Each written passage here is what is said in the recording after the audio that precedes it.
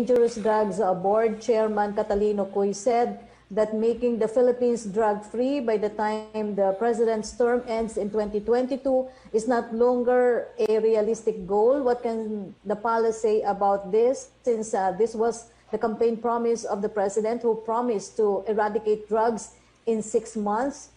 What can he still promise now that 4 years have gone by? Sa korte po, ang sasabihin ko, objection, misleading, Yusek. Kasi hindi po yun ang sinabi ni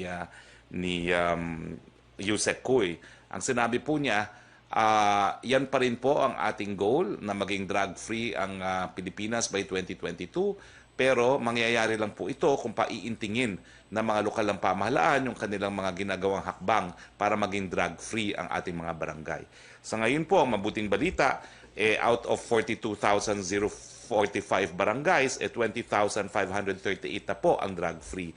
At kampante pa rin po tayo kung makipagtulungan po talaga ang lokal na pamahalaan na yung natitirang 14,308 barangays ay magiging drug-free pa rin pagdating po ng pagtapos ng termino ng ating presidente.